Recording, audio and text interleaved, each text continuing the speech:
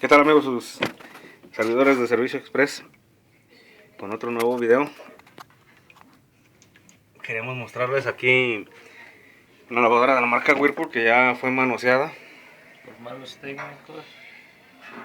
y queremos mostrarles el tipo de prácticas que algunos que se dicen técnicos ejercen. Esta pieza está rota.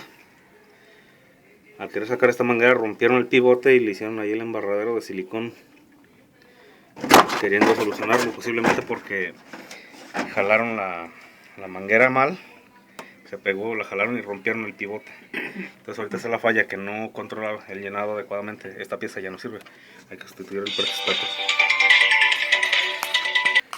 Perdón, nos entró una llamada, tuvimos que hacer un corte. Vamos a mostrar aquí. Estas piezas de plástico llevan unos tornillos aquí atrás, que son los que permiten abrir el copete hacia arriba, como si fuera una especie como los cofres de los automóviles. Tiene como una especie de bisagra con este plástico. No había necesidad de quitar los tornillos. Esta la desarmó alguien que no tenía conocimientos. Quitó los tornillos, arrancó prácticamente la tapadera de atrás. Y nos llamó también mucho la atención este microswitch, que es el que sensa la apertura de la puerta. Lo fijaron con un gancho de ropa. También se puede observar cómo está todo lleno de silicón.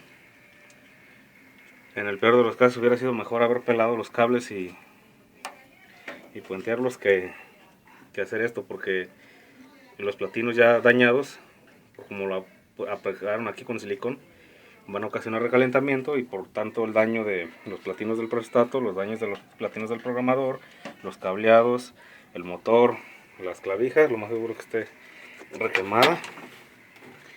Parece que no, en este caso no. Normalmente se quema una de las patas por este tipo de prácticas, para que tengan cuidado quién entra, quién sale a su domicilio. Anda mucho que se dice técnico y más bien parece que son rudos.